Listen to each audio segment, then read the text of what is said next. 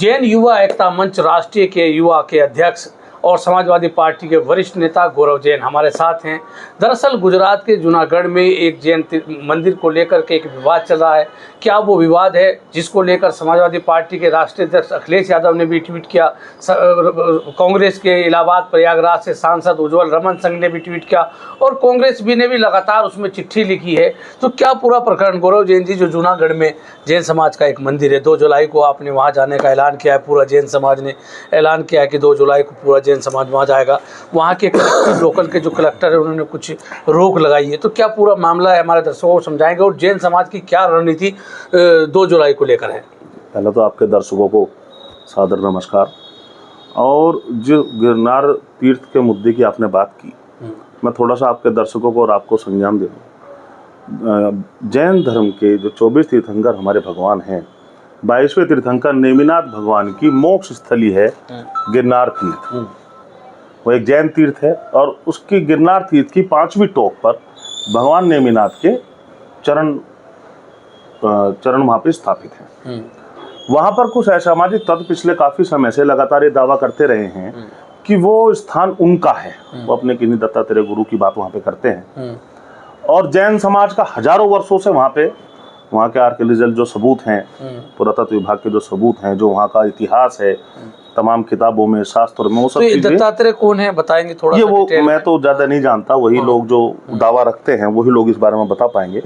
लेकिन जो जैनिज्म का इतिहास है वहाँ का हजारों साल पुराना है और उस हजारों साल पुराने इतिहास के अनुसार, शास्त्रों के अनुसार, तमाम सबूतों के अनुसार वो सदैव जैनों की तीर्थ स्थली रही है। गौरव जैन जी, ये बताइए कि ये जो मामला किस अदालत में चला, लोकल की अदालत में चला या गुजरात के हाई कोर्ट में चला, कहाँ से क्या आदेश एक आया जिसको लेकर आप अभी करंट की तो मैं नहीं बता सकता, लेकिन जितनी मुझे जानकारी है जूनागढ़ कोर्ट में ये मामला चल रहा था और वहाँ से एक आदेश भी मैंने पढ़ा है, मुझे प्राप्त हुआ था कि वहाँ पर कोर्ट ने यथास्थिति बनाने और दोनों पक्ष अपने अपने तरीके से पूजा अर्चना करें, यह बात सुनिश्चित करने के लिए कोर्ट ने लिखा था। मतलब अदालत ने दोनों को कहा कि जब तक अदालत का फाइनल फैसला नहीं आ जाता है तब तक दोनों पक्ष अपने अपने तरीके से पूजा अर्चना करें और दोनों को पर्याप्त सुरक्षा मुहैया कराई जा सके ताकि कोई किसी को नुकसान ना पहुंचा सके। जब तक कोई फाइनल फैसला ना आए तब तक वहाँ पर यह स्थिति रहे। और इस चीज के लिए लगातार जैन समाज के तमाम संगठन, सभी संभ्रांत लोग लगातार इस बात को लिख रहे हैं। अलग अलग मौकों पर विभिन्न सांसदों के द्वारा यह बात लोकसभा में भी उठाई गई है, अलग अलग प्रकार से मीडिया में उठाई गई है, कई बार अनेकों बार पत्र लिखे गए हैं, अनेकों बार ज्ञापन दिए गए हैं कि वहां पर वो आदेश लागू हो ताकि जैन समाज पर जो लगातार 2012-13 से हमले वहां पर हो रहे हैं, जैन संत पे हमला हुआ, जानलेवा हमला हुआ, उसके बाद जैन श्रद्धालुओं पर हमले हुए, लगातार हमले हो रहे हैं, लेकिन वहां कोई सुरक्षा व्यवस्था जैन समाज को मुहैया नहीं हो पाती। और जब निर्वाण दिवस आता है, जब लड्डू चढ़ाने के लिए, क्योंकि जैन समाज का ये तरीका है कि जब निर्वाण दिवस पर जैन समाज वहां पर जाकर लड्डू चढ़ाना चाहता है, द्रव्य चढ़ाकर वहां पूजा अर्चना करना चाहता है, तो पुलिस वहां जैनों के बैग वस्तुओं की तलाशी ऐसे लेती है जैसे कोई आतंकवादी हो। क्यों तलाशी क्यों ली जाती है?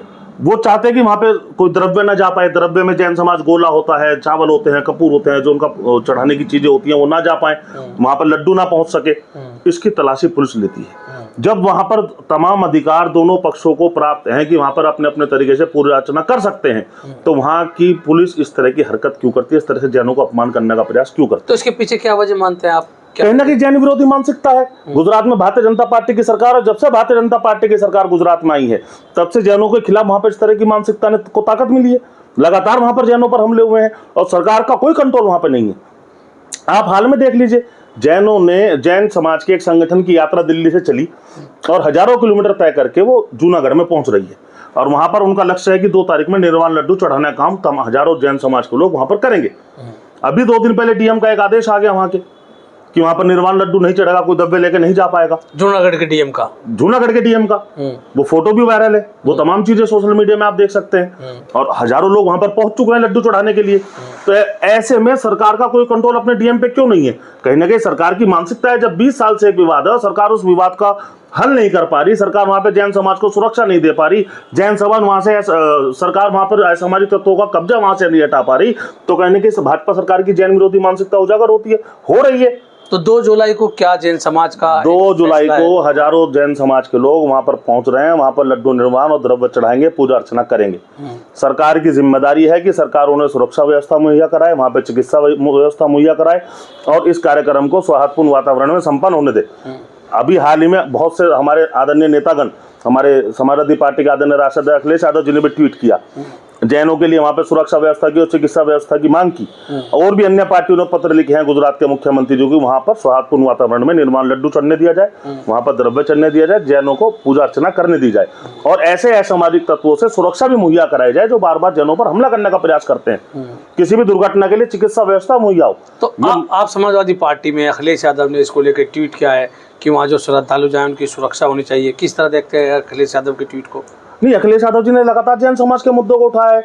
जब सम्मेद शेखर जी को अपने व्यापारी मित्रों के हाथ में सौंपने की तैयारी भारतीय जनता पार्टी की सरकार ने कर दी थी, एक नोटिफिकेशन लाया गया था लोकसभा के अंदर, जिसके माध्यम से कहीं ना कहीं सम्मेद शेखर जी जो जहां से हमारे 20 तीर्थंकर भगवान मोक्ष को गए हैं, वो एक तपस्या की भूमि है, लाखों लाख संत वहां पर जय शेखर जी में रहे हैं और मौजूदा तौर पर भी सैकड़ों संत वहां पर मौजूद हैं, अनेकों धर्मशाला, मंदिर, तमाम चीजें।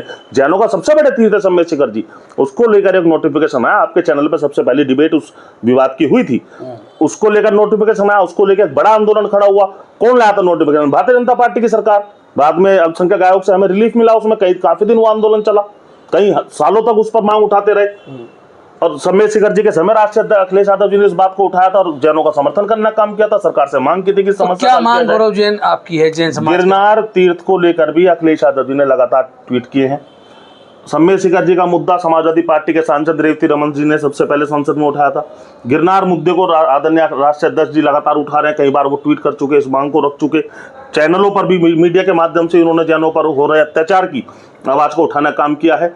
लगातार अखिलेश यादव जी जैनों के इन मुद्दों को उठा रहे हैं और तमाम अन्य विपक्ष के नेताओं से मैं मांग करूंगा पुरजोर तरीके से वो मजबूती से आगे आए और जैन जो कि अल्पसंख्यक समाज है देश के अंदर, उसके ऊपर जो अत्याचार भारतीय जनता पार्टी की सरकार कर रही है, उन अत्याचारों को रोकने के लिए जैन समाज की मदद करें।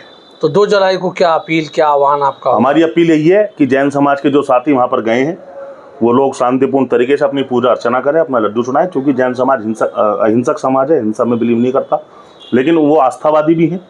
वो चाहेंगे कि हमें अपने भगवान के निर्वाण दिवस के अवसर पर जो हमारी पूजा अर्चना है वो करने का अवसर मिले, वो हम शांतिपूर्ण तरीके से कर पाएं। हमारी गुजरात की सरकार से, होम मिनिस्ट्री से, इस देश की सरकार से हमारी यही अपील है कि जैनों को वहाँ सुरक्षा दी जाए और वहाँ पर जो पूजा अर्चना जैन समाज करना चाहता है वो उनको करने दिया जाए और सौहार्दपूर्ण वातावरण में सब कुछ हो और आने वाले समय में इस गिरनार मुद्दे का हल निकालकर जैनों को 5 फीटों जैनों के हवाले कर दी जाए। तो ये गौरव जैन थे जिन्होंने कहा कि 2 जुलाई को गिरनार में जैन श्रद्धालु पहुंचेंगे तो गुजरात की सरकार को, केंद्र की सरकार को जैन समाज के लोगों की सुरक्षा करनी चाहिए और उनको पूजा अर्चना करने की अनुमति मिलनी चाहिए।